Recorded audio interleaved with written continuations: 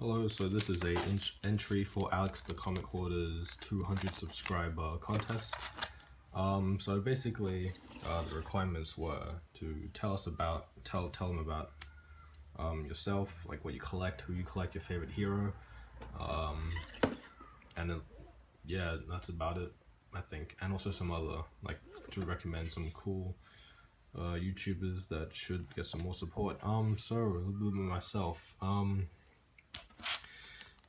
My name is Daniel. I'm a recently graduated from high school student who lives in Sydney, Australia. I was born in Hong Kong, so that makes me Chinese Australian, I guess.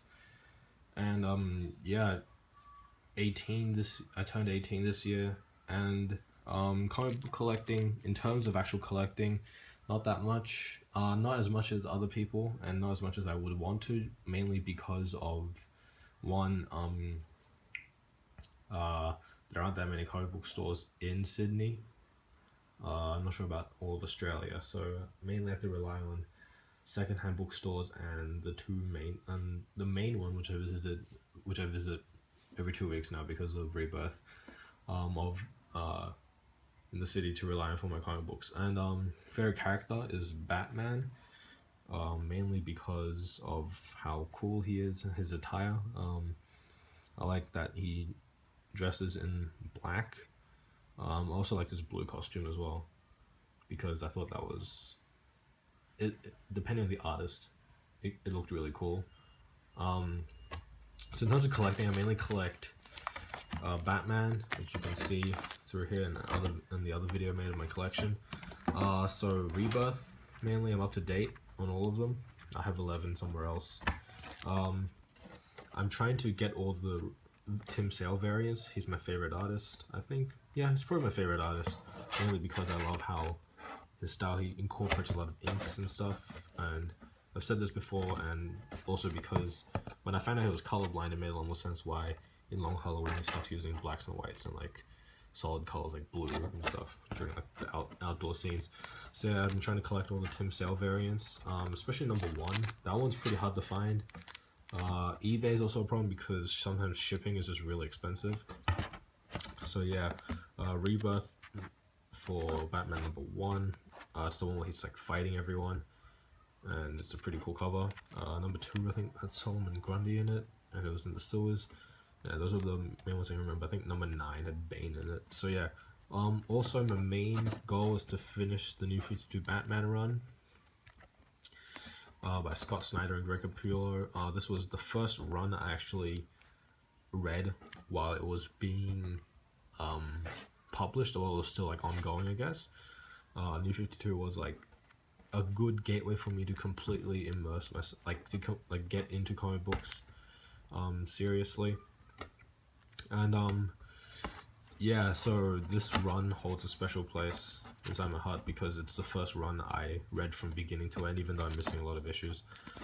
Yeah, also another problem with collecting this run is because issue 1 is for me it's pretty expensive. To more serious collectors, maybe not. It's still just around 100, I guess some people would think. But yeah, issues 1 to 7 are relatively expensive. They're all above $20, and like it's hard to find them at that price in Australia. So yeah, trying to finish the Batman New 52 run. Aside from 1 to 7, I'm missing a couple of other issues, mainly during I think Endgame, and a couple here and there, and also like the Joker Villains Month. I also do like other heroes from Marvel, specifically X-Men, because mainly I grew up watching the X-Men Evolution cartoon. And while a lot of people really enjoy the original one, like X-Men the Animated Series, I think it's called, I wasn't born during that time, so I grew up with Evolution. I think it's called Evolution. Yeah, and I thought it was really cool. Like the high school setting, it made sense, the high school setting, and yeah, I like the theme song. I thought the theme song was really cool as well. I really like the old one as well, but I felt the one for Evolution was also really cool. And yeah, so I really enjoy X-Men, but I don't really have any X-Men comic books, mainly because I've been reading all new X-Men on trade, but I dropped that series because it started getting really weird. And then I'm kind of casually reading, I think, Astonishing X-Men, I think it's called, right now. And that one I kind of lost interest after they dragged Old Man Logan into the mainline universe, and then like Jean Grey from the past was still around, and then they had that really weird thing where Iceman suddenly became gay, and then now I think they're in the middle of like an island branching off of Limbo, and then they're fighting Colossus, I think, and then Sunfire somehow appeared. I don't know. I'm not really into the current X-Men, but the X-Men are still probably my favorite Marvel team. I also really like Captain America as a hero. But yeah, mainly towards DC, I really like the heroes because of mainly just because I was exposed to DC first before I was to Marvel. And aside from Batman, other cool characters I really enjoyed were the first Question, Victor Sage. I like him a lot more compared to Renee Montoya.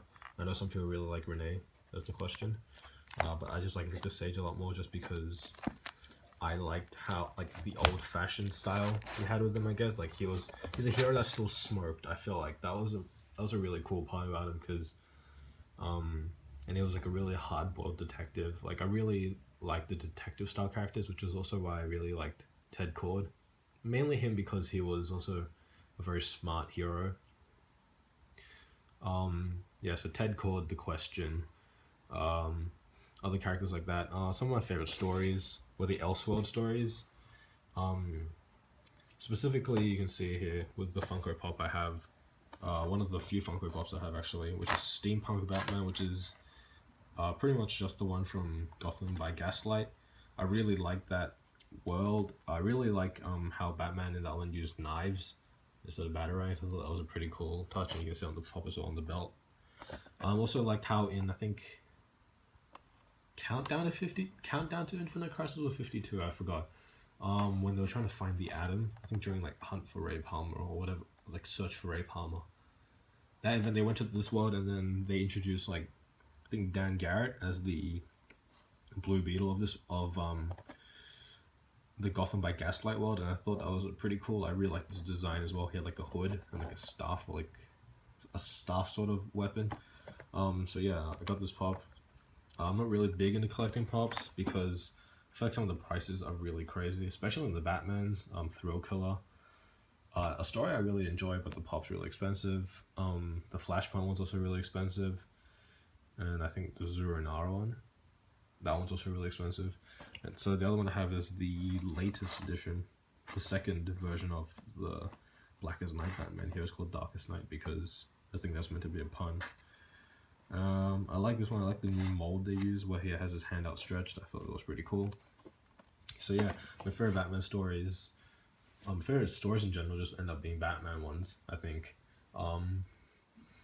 So yeah, there's Gotham by Gaslight. Thrill Killer was actually like a real surprise. I was really delightfully surprised when reading it because I expected it to not be as good as it was, and the art style was also really cool.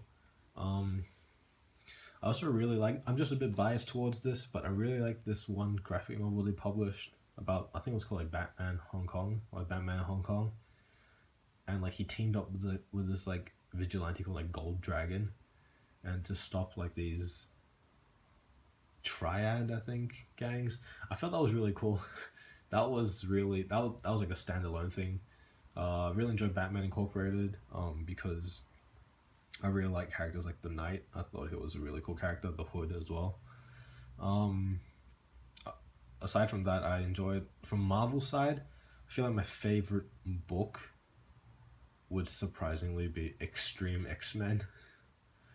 The one where they had to find like Destiny's Diaries, and it was extreme, and they went to Australia, I think, and they met Lifeguard, who had the ability to have like the perfect power for any situation, which was kind of weird and like a Deus Ex Machina, but it was still like a cool idea. And I think Gateway was in there as well, and it was like on top of Ayers Rock. That was a really cool scene. Extreme X-Men, Just mainly X-Men. I really like Age of Apocalypse. I'm really into like Elseworlds or alternate worlds. I really like the Age of Apocalypse mainly for the character designs. I never actually like read the whole storyline, but I really dig the character designs for that one. From DC, I really also enjoyed some of the other alternate universes they created, like the Red Sun was pretty cool. I also really enjoyed Flashpoint, obviously not really the main story, but like the other side stories. And yeah, and from like independent publishers like Image, I really liked Thief of Thieves by Image because it's different from the superhero one, but I also really enjoyed like the sort of gentlemanly like devilishly handsome idea of Redmond going around like just stealing stuff and like having like a perfect plan and stuff. It reminded me of like Ocean's 11, but with more guns, I guess. Thief of Thieves was cool. I've been hearing also good things about Jupiter's Legacy, and Jupiter's so cool. So I should go read that as well. It's yeah. So those are all. And for the comic book channels which I recommend, they don't really have not that many subs. They have over 500, I think, both of them. But I felt when I was getting into collecting seriously, like more seriously, I felt that they were a big help and resources in those comics and stuff. He has a series which is like just like comic book lingo and stuff, which helped me understand like some of the terminology used. And he also has a big emphasis on like grading books, which was a cool perspective on, because a lot of his books he has like graded. Personally, I don't really like grading, but it was a cool like watching his videos about like grading books and like getting books back from like the grading site companies.